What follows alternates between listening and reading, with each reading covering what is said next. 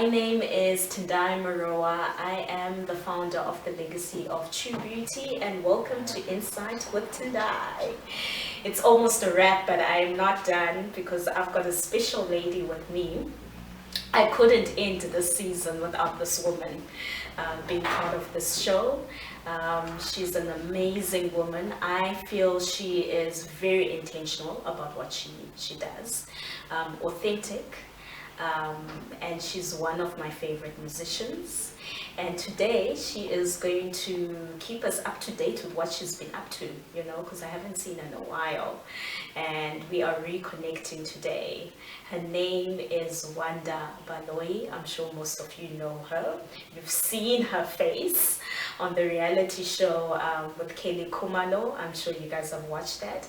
But also, she's not a musician, she's also a creative entrepreneur, where we're going to actually tap into some new projects that she's been working on over the COVID season. So guys, help me to welcome the special lady. Hello! Hello. How are you? I'm good, thank you. Thanks for having me. Thank you for coming through after such a long time when I last saw you. Hey? I know. I really appreciate it so much. Thank you, it's a pleasure. No need to thank you. So I know the common question is tell us about yourself, right? But I am going to change the question. Okay. I'm going to say, who is Wanda Baloyi in a nutshell? The side that people don't know of. Because of course people know you as a musician, but there's a side of you that people don't know of that you can tell us. Wow. I'm a lot of things. First, I am an African. I am born of Mozambican blood. I come from a very musical family. My dad is a musician, so that explains where my music comes from. I'm a very multi-talented individual. Like, I'm a creative overall. So if it's music, if it's fashion, if it's food, if it's anything. Fashion. So I'm very, very, very in touch with my creative side. I'm a daughter, I'm a sister, I'm a friend. I think what embodies Wanda mostly is my art. It's your art. Yes. And what is the one word that defines you? If you had to pick a word that defines you, and why? I'm a fighter. I was going to say resilient. Very resilient. I'm Yes. a fighter. I just don't give up. Yeah. I don't give up trying. I don't give up wanting to birth new ideas, to reinvent myself, to keep myself alive again, because purpose is what drives us, right? Purpose is what keeps us going. So the only thing that keeps me going is that passion and that hunger to want to do something. So if that hunger still continues to live in me, then I will not give up. So every morning I wake up feeling like I gotta do something, got it. Yeah. So I think the resilience definitely describes me. And you are originally from Mozambique, and you did explain earlier that you are an artist, your dad is a musician. When you were young, did you see yourself always as a musician, or you saw yourself maybe I'll be a lawyer, a doctor, you know, when you're still trying to figure yourself out when you're young, or you just instantly knew, I want to be an artist? I wanted to be an artist. I didn't even know I was going to be, but I wanted. When anyone asked me, what do you want to do? I'm going to sing. And I think that's because my dad was that, and I saw it every day, and I was so fascinated by it, and I'm like, I want to be that. And I was so obsessed with Michael Jackson, like it was crazy. Are you? I had a crush swear. on that, It's man. not even a crush, it's an obsession. I was mentally sick. you like did the moves. Oh, trust me, I had everything. Like, I was probably one of the people that fainted in the crowd if I were to be there. Have you seen the videos? Yes. Where people collapsing and dying. I'm like, I felt like that about Michael Jackson. I mean, I even wrote letters to him. That's how crazy of a fan I was as a child. I used to perform imitating Michael Jackson. So I'm not the crazy one, guys. No. Now I have someone who's like on the same page. I love Michael Jackson. So just watching him on stage made me feel like I love that space. Yes. I want to be there. I want to experience that. But I had no idea that I would be. You know what I mean? It was just a childhood dream and like, oh, I want to be like this. But as life went on and as I grew, the talent started to follow me. I started feeling the urge to want to sing, and I was very shy. I'm naturally very shy. But I think because of the experience of being on stage and being in front of people, you kind of work, you work on it and you manage it. Yes. But naturally, I was a very extremely shy person, so I was not able to sing in front of anybody. So I would sing in the bathroom. So I was literally discovered in the bathroom. Okay. In the bathroom. In the bathroom, for real. So I would sing in the bathroom. So if anyone is outside, they would hear me and they would through the window. Through the window, Yes. and they would clap. Wow. Yay! Did that boost your confidence? It did. It made me feel like, oh, okay. I can sing. I can sing, and I entered a singing competition, and I won. And I think that kind of boosted me and made me feel like I do have some kind of talent for singing. And I always wrote songs, always sang along to favorite artists and stuff. So as a teenager, that's how I knew that, yeah, I'm taken. So when was your breakthrough? Did your breakthrough start in Mozambique when you're now starting to like come out of your comfort zone, performing for friends and doing little performances, or when you moved to South Africa? When did that journey begin? Firstly, I never stayed in Mozambique. I grew up in Joburg. I was born in Joburg. But my parents are from Mozambique. So my journey of music all is South African. I went to school, high school, and I sang in the school choir. I was part of a lot of people don't know about a group that I was part of before I joined Ghetto-Luv, which is another group that I was part of. So before that, I was part of a group called Black by Nature. Oh, way back. And I was the vocalist. I did the audition and I got the gig, but I don't think it's what I wanted to do at the time. So I was kind of like young and overwhelmed by what was happening, jumping from gig to gig to gig, and I was like, yo, this is too much. So I left. And when I left, I was friends with the girls from Ghetto-Luv, so automatically it was natural for us to be part of a group through Ghetto-Luv. Again, I was the lead vocalist in the group, but I was still not happy. I was like, no, I don't want to do this. I want to do it alone. You know what I mean? So something kept saying no, until I found my own space, my own voice, and my own journey. Did you feel like you were still dealing with identity issues? Did you know who you were and who you wanted to become? No, I don't think so. So if it didn't feel right for me, then I knew that's not for me. So I was guided by what I felt. Did this music feel right for me? Did this environment feel right for me? Did anything feel right for me? And if it didn't feel right for me, then I knew that's not for me. And I think through understanding what was not for me, I got to understand what is for me. So that also helped me find who I was, what my identity is, what I'm able to confidently say, this is who I am. I had to go through the period of discomfort. You understand what I mean? Yeah, that is something that people don't really understand, that they always think it's glitz and glam. Get on the stage and voila, you got this. The lyrics are done, you got a team, and everything is sorted. But people need to understand their struggles, challenges, and sometimes you go through a phase where you just want to open up and music becomes very personal. And earlier on when we were having our brief discussion, you said your music what you embodied is very personal.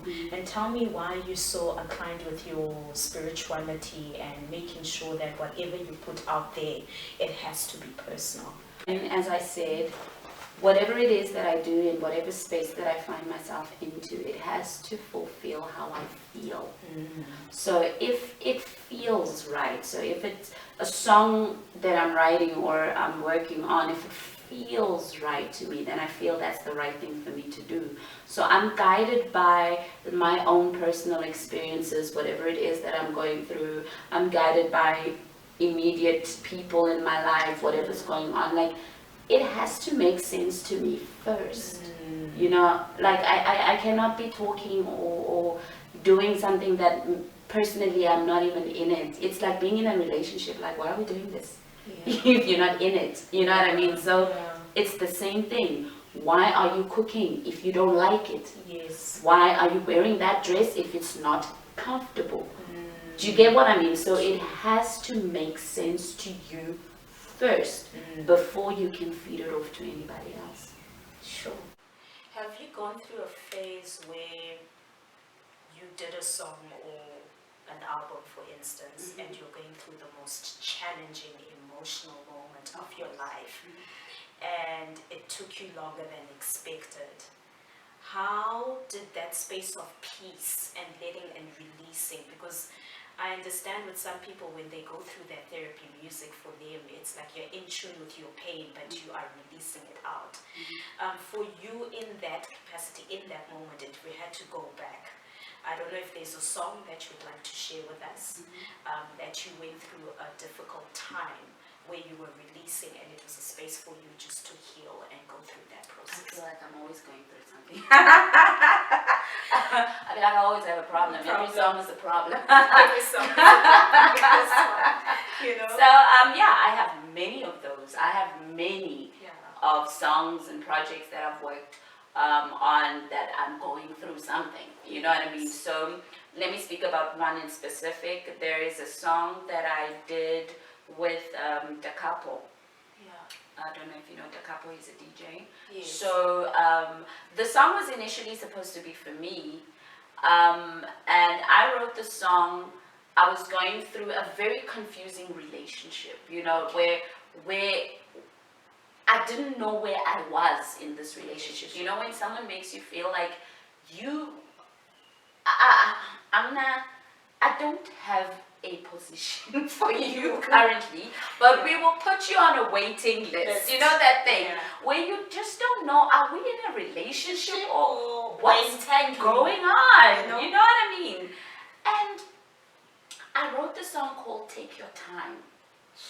And the song speaks about take your time to figure out what you want.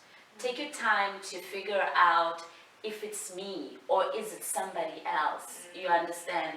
Because I don't understand why we're going through this and why I have to feel this way. You know, so leave and take your time and think about what you want. So that I was going through that, and I remember singing the song to him. And I wrote this song because of you. Wow. And he's like, oh, this is a nice song. He didn't even understand. He didn't even the get intention it. behind it. He didn't get it. It's a nice song. And when the song came out, he's like, oh, guys, this is a song. I'm like, oh, God. She's like, no, dude. You know? So sometimes a song does somehow become an expression where you release certain feelings, certain thoughts, and at the same time come to a realization that, actually, I'm good. You know what I mean? Because after going through all that, after expressing and pouring your heart and whatever it is that you're feeling, you finally feel free. You feel like, I needed to get that off my chest. You know what I mean? So it's one form of healing for yourself in as much as it is for somebody else. What piece of advice would you give to aspiring female musicians? I have lived so long. You know, after my experiences in life and in the entertainment industry. I feel that like when we were younger, we feel that we have such a responsibility to please others. You put so much responsibility to be accepted by others. You do things to get that validation. And I feel that over time, as you grow and as you go through those experiences, you realize that you've wasted so much time away from yourself.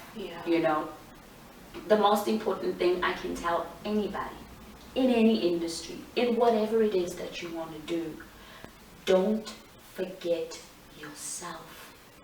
You are the most important thing. You are the most important drive. You are the reason, and don't be afraid to be yourself. Because a lot of people want to imitate a certain artist, want to imitate a certain sound, want to look like other people. Be you. Be you. Don't have to be the perfect singer. You don't have to be the perfect songwriter. You don't have to be the perfect anything, but you can be the perfect you.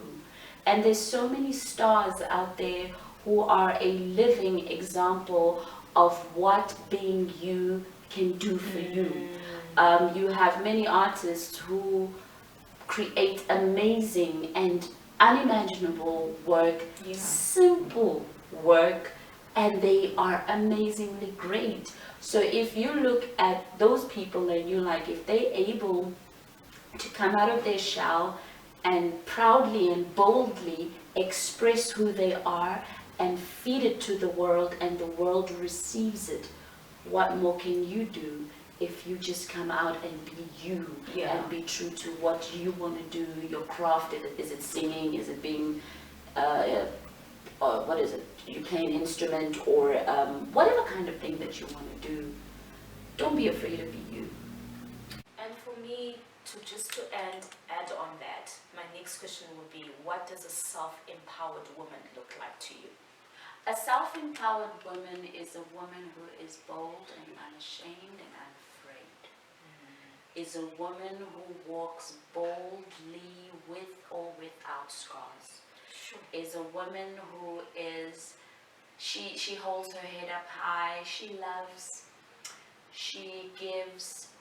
No matter what life throws at her, she doesn't change. She is unshaken. So for me, that's what it resembles. Stick onto your smile and your crown, girl. Go on. This goes on. You know why I'm bringing it up? Because I feel, you know, I said you're resilient, right? But now when we go into the industry itself, how you also mentioned that you need to be yourself, you need to stick to who you are, because we all know the entertainment industry, it changes you, change along, because you have to put on a persona, an image of who you're not supposed to be, but because the team says so, your PR person that runs will be like, this is the moment, you need to attract this audience, it's time to change the music, it's not right. But with you, you've really been intentional from the beginning to the end. You have not changed. You still stuck with who you are and really being able to strip yourself naked, because for you to be able to write songs of every season you've gone through, that is not easy. Whether it sells or not, you still are working on your art. And like with others, they push for sales, you know. And for me, I think that I want to say thank you. Thank you for being who you are, if no one has told you that. Thank you for creating the space of saying, I am an artist, but also I want people to understand what it means to be an artist. Because people don't really understand the language and the journey through that. And for you to actually come on board to share your journey, that I just want to acknowledge and say thank you. Thank you for being authentic with your music, you know. And tapping into that, friendships, you're also intentional. Because also watching you on your on the reality TV show with Kelly. You guys have a beautiful relationship. You're both artists. And you don't compete with each other. You embrace each other for who you are. You're very real, you know. Though you're the nice one, Kelly is very like, you know, strong and, you know, go-getter. How do you balance the two where you guys are like, you do you, I do me, but I will support you and love you for who you are, even if you go left or right, even if I'm against it, I'm here for you. Because it's rare to get such authentic relationships within that industry. If you know what I mean. No, absolutely. Because it's like what I get, that's it, or it's for that season, and then I move on to the next. But with you guys have kept it for so many years. How has that it grew to become what it is, and like you say, what you see in the front is never necessarily the same at the back, right? So it can be a very lonely industry. You may be liked and loved and adorned by millions, but at the end of the day, you're back home, you're alone. You know, there's a level of trust that you don't have. You don't trust many people because of your experiences. So when you find yourself in a space where you are received and understood by someone who feels you, who sees you, it's refreshing. So that relationship becomes more than a friendship. It becomes family, because I care about you beyond you. I care about your children. I care about your mom. I care about even situations where I don't necessarily agree. But I still care. And I feel the same from you. It's reciprocal. Kelly has been there in many times in my life where I thought, wow, you showed up for me, you know. So I think gradually as the years passed, it has blossomed into an effortless relationship where you don't necessarily have to put so much work, because it's formed itself into that, you know. So also what I like about it is the honesty in the relationship, that, you know, I need to be frank. If I don't like something, I'm going to tell you I'm not liking this. If I don't want, or if you behaved a certain way, let's be mature about it. Age also plays a very huge difference, because when you're at a certain age, you don't have the energy to jump and hop into new friendships. You know what I'm like, hey, chummy, hey. You're like, oh, God, no, now you must know my problems. I'm like, yo, cut.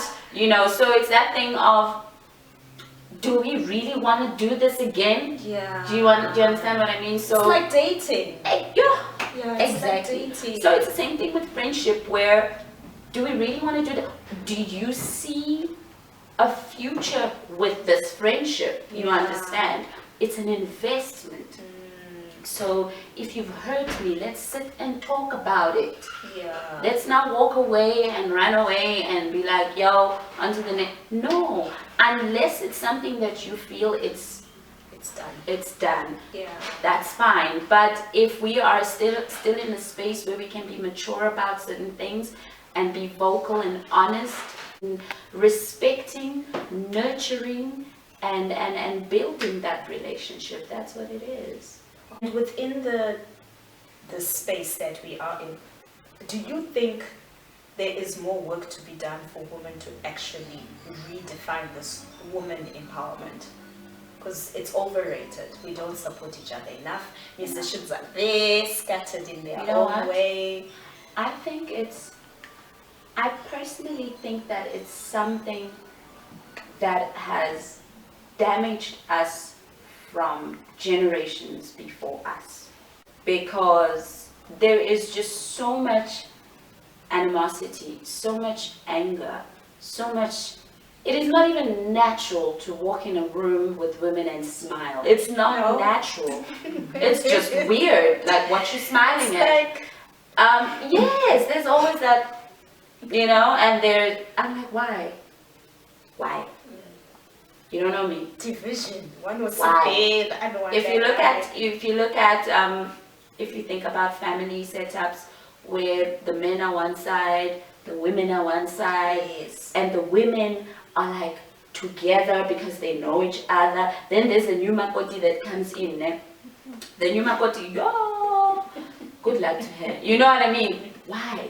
Do you understand? Yeah. So that's what I'm saying. It's something that I think is coming from way back. And for us to say what time it's going to end and things are going to change, I don't think so. Because even in this loudness of a voice that we have of women speaking for unity, speaking for change, fighting, there is still an element of segregation Sure. in that voice. Because if you go inside, you will still find bits and pieces of it. So this thing has to do with you. You need to fix yourself. So before I go and grab a mic and say, let's do this, united, Let's do the freedom, things. freedom, forget that.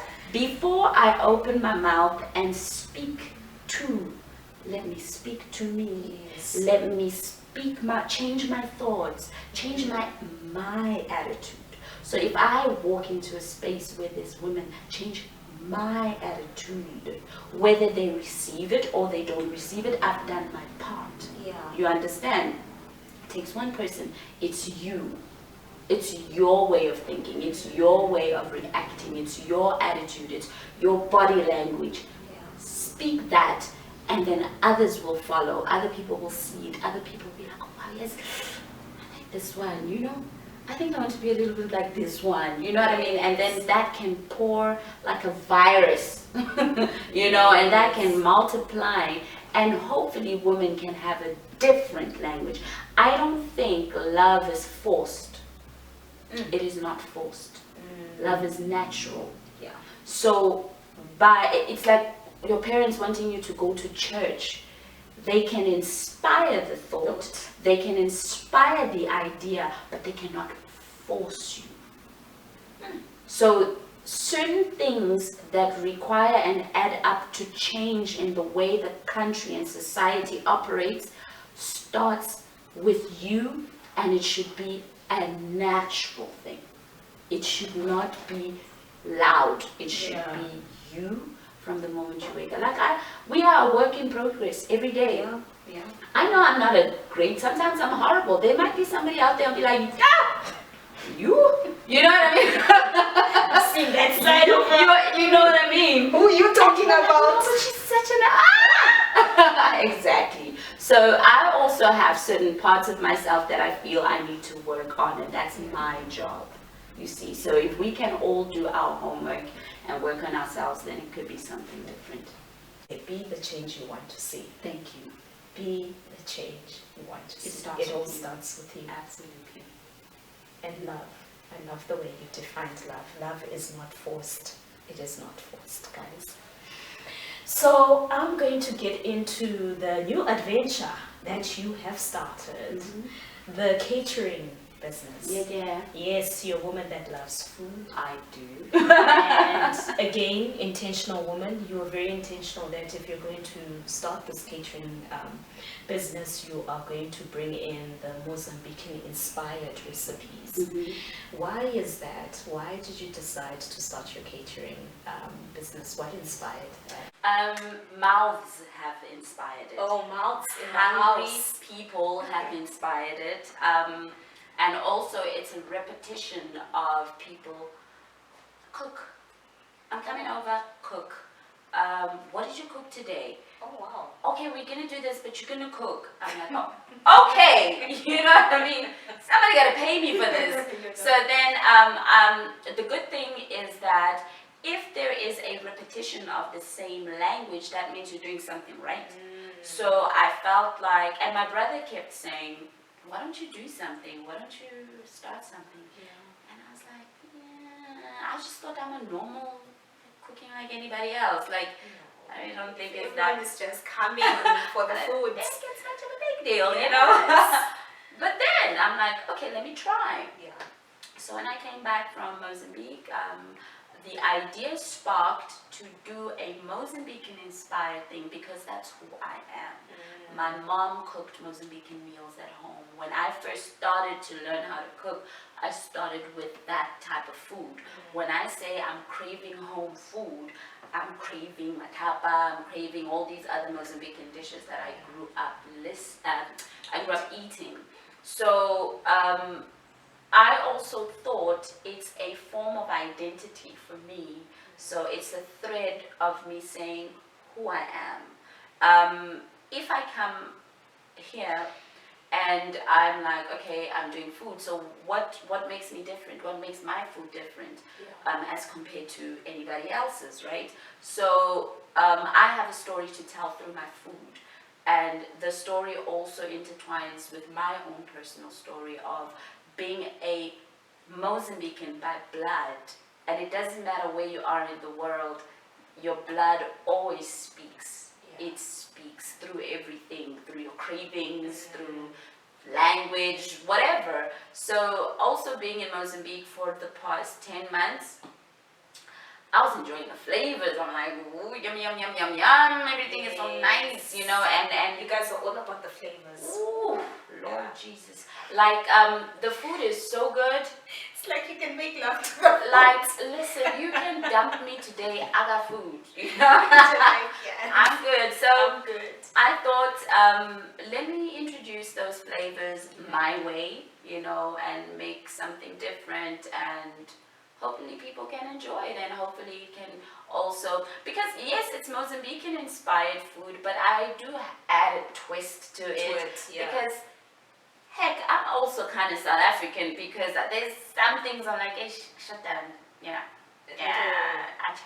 Yes. So like, there, you know what I mean? So like, I like the cultural exchange and the blending of flavors and cultural flavors through food.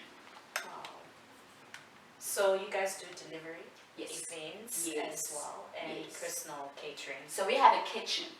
Okay. So our kitchen, that's where we prepare our stuff in our kitchen. We do deliveries. Then we do events. So there's different festivals, there's corporate events. We do catering, and we do markets. So there's different markets that we go to, if it's Santon Farmers Market, Rosebank Market, Linden Market, whatever market that we feel we can do. So the team is growing, so sometimes you can do 2 or 3 markets at the same time. Oh wow. With the branding, Wawa's kitchen branding. And yeah, and then we're a mobile kitchen as well, so if it's a location wherever, then we go. So I think it's about brand placement right now.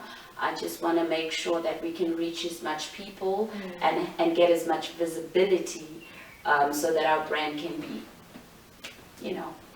So if you can just give us your details of the brand so that people can get hold of. Of course, we have a page, Wawa's Kitchen, on Instagram. It's wawa.skitchen. Why is it Wawa? My name is Wanda, Wawa's my nickname. Oh, is that where it's coming from? Yes, Wawa's my nickname. Okay, it's like Wawa. Yes, so it's Wawa. Yeah, it's Wawa, so it's me. It's like Wanda's Kitchen. Oh, nice, nice. And then they can just get all the contacts on social media, on Instagram and Facebook, correct? Absolutely, and Twitter. So you can know where we're going to be next, what events we're working on, or if you have something, you can reach us and we'll come through. She's already making me hungry. Oh, if I had known, I would have brought you food. Oh, that means next time. Yes. Next time, I will bring you food.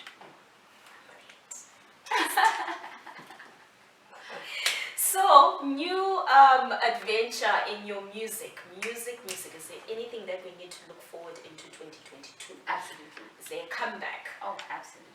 I think I've been taking my time and trying to figure out. I mean, there was COVID also. You have to understand that some of us had to reshuffle. Some of us, like I went through a whole like, yo, what's going on? What's happening? What's happening? What language should I speak now? And they're like, song. I'm like, whoa. You know, I'm trying to find out where I am. Okay, guys, chill. So also the whole relocation when I moved to Mozambique. was a spiritual journey, Yeah. finding my roots. Like I said, I've never stayed there before. Yeah. So this was the first time where I was like, because I go there for holidays and like 1 week, 2 weeks. Then I went there for holiday in December and I'm like, actually, what am I going back for? There's lockdown. I'm staying here. I want to rediscover. I'm not staying here. And they're like, how long? I'm like, I don't know.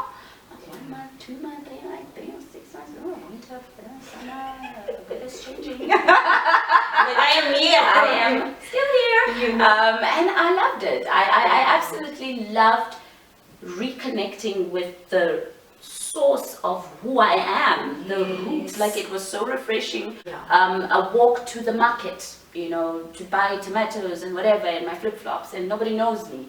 The joy of just cooking your own meal in your apartment, making new friends, Yes. Learning language, because I'm not perfect in Portuguese, but I speak. I did interviews and stuff. I've worked with artists there as well. We did a couple of collaborations. We did performance. Like, I was existing in that world, but it was so refreshingly new and different, but at the same time soul fulfilling, because I didn't know it's something that I needed, and it's something that my soul yearned for without specifications. And when I actually moved there, I felt that I needed to do this. So the project, my music project, the concept of the idea birthed there, where I felt I'm ready to tell my story. And your soul is fulfilled. Absolutely. So we are gonna see a different Wanda. Absolutely. And I feel also with the fact that I've been in the industry for so long, I'm not in a rush to release an album. I'm not in a rush to do anything, but I'm not in a rush. I'm more cautious about what am I putting out there? What is the quality? What's the content? What is the reason? Like you say, people do it for different reasons. Yes, we all want money, right? But I think what stands out for me more is the authenticity of who I am, because my soul cannot rest if I'm doing something that is not me or doesn't sit well with me. I feel like there's also something else you need to bring to the table: fashion. Oh yeah. Fashion. Oh like, yeah. We need to see a range. Are you planning to do your own designs? You see what I mean when I say there's just too many elements of me. Because you fashion, Yeah, guys. I Even when I watch you on the show, on the reality show, when the episodes, like I'm just like and the look, because you like to change your look. I love fashion. Fashion is a form of expressing how I feel and how I want to feel and how I carry myself. It's a language that speaks volumes to me, and I love the way I can put pieces together and make it look like an art piece for me. Sometimes I feel like, Wanda, you're just going to buy tomato. Like, stop the drama. Like, why must you be this dramatic? And I'm like, I have to. I really have to. I so get you, because Kevin would look at me and be like, where are you going? Exactly. Shops in the hills. Exactly. Spa, like, Exactly. what's happening? Yeah, it's so just the fashion side of us. Exactly. So I think I collaborated with a very good friend of mine who has his own label, Urban Zulu, and I think Urban Zulu. yes, I collaborated with him on certain pieces where he approached me and he's like, I kind of like your style, I'm gonna date you, girl. And then I'm like, okay. And then what you want from me? Yeah. And he's like, let's collaborate, let's create. Yes. And I think he sparked the designer in me that I never thought I was. And he knew there's certain pieces that this is not Wanda, she's not going to wear that. Yeah. And then there's certain pieces that, okay, yes, I can wear that, that is me. And he even encouraged me doing my own line, working on my own pieces. And I think I definitely will, because that's just who I am. But I think the right time for that will happen, and gradually I can start to have a voice in terms of my own pieces and the pieces that I create for myself, and put it out there. Well, people love what I wear, but some, they don't know that it's actually my design, or did I mix and match pieces from here and there, you know. Also, you do wear some stuff that you made. Yes, it's just that you just don't tell us. I do, because I'm testing. I'm gonna go back to that Instagram. I'm gonna go back to your Instagram. Yeah, they are. Let's see. There are pieces that I do myself, because sometimes you have an idea of, I know something, but it's not in the shop. So let me see if I can get it done, and sometimes it works. Sure. I can't wait. Yeah, when the album comes and when your design, I feel like if those two could come at the same time, actually it works then your together. album and your designs. It works together. Yeah, that would be amazing when you're launching the comeback. Yeah. Absolutely, and you'll be eating from Wawa's. Yes. All this catering, fashion, music, all in one. Absolutely. Yeah, Absolutely. definitely. Who is your icon? Before I go to my last question. Does it have to be in a specific... Anything. It can be in fashion, music, or even person that you have been inspired for such a long time. That's a pretty easy question. Yeah. My mom. Oh. My mom is... Momsy. Oh, she is my diva. She is my Beyonce. She's my Michael Jackson. She's all in one. Oh, she is absolutely everything for me, because she makes me feel like anything is possible if you really push it, if you really believe in it. She is the personification of resilience. Yeah. She is a life speaker. Yes. She risk taker. She unafraid and does it, and her faith in God and her faith in herself has shown me that, wow, if I can just be a drop of what you are, just a drop of what you are, I think I can be phenomenal. She is my hero. And you are a drop of your mother, because you came from that seat. You know? I know I am, but I would look at her. She is I pray for my mom more than I pray for myself. I want more for her than I want for myself. So everything that I do is for her. I'm like, yeah, she's born to me. Yeah, from my mom. You know what I mean? Like, she deserves, because she sacrificed everything. Absolutely everything, and she did it single-handedly, so I commend her. Absolutely. The one thing that you've learned from your mom, or piece of advice that you carry? One thing I've learned from my mom is to be strong. I think I can count the times I have seen my mom cry. And it's not because she doesn't cry, but because she had no option but to be strong for her children. When I look at my mom, she takes the most unimaginable risks. She does unimaginable things. So I'm like, how? But she leaves no room for doubt. She leaves no room for fear. She leaves no room for tears. She's like, I gotta do this, and I'm going to do this now. Yeah. Move, So sometimes when I'm sitting with friends, or I'm watching a Netflix series or whatever, and I'm like, Sissy, you've been watching too long. What are you doing? You know what I mean? So I feel guilty for enjoying myself, because I produced the whole day. It's not working. So she has always made me feel like I gotta keep moving, I gotta keep going, push. So I don't know if she knows, but and I know it comes from a good space, because she just wants me to win.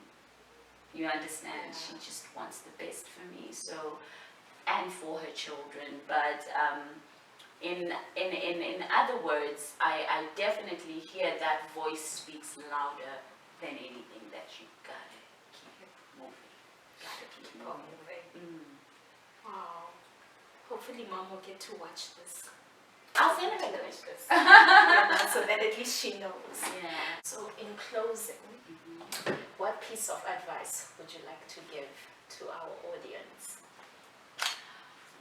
Be strong, as my mom said. Never give up. Continue to follow what your heart guides you to do, and you will be rewarded for that. Keep moving. Yeah. Keep moving. Perseverance, Yeah. basically. Yeah. Yeah. Yeah. Don't give up. It gets hard. Don't give up. It does. COVID has taught us about being consistent even when it's tough. Absolutely. But it will get better. Absolutely. It will get better. But I want to say thank you so much, Thank you. Wanda Baloyi, Wawa. Yes, Wawa. Wow. Thank you so much. I really appreciate you coming in and just reconnecting and sharing your journey with us. Pleasure. And social media handles, people that can find you. Everything is at Wanda Baloyi. Baloyi in Twitter, Facebook, and Everything. Instagram. Yeah, and I am looking forward to 2022 of what you're going to give us. Amen. So guys, it's a wrap. Thank you so much for tuning in, and I will see you with our last episode finale. I'm not going to tell you what it's all about, but do come through and see what's there. Thank you, and it's a wrap. Take care. Ciao.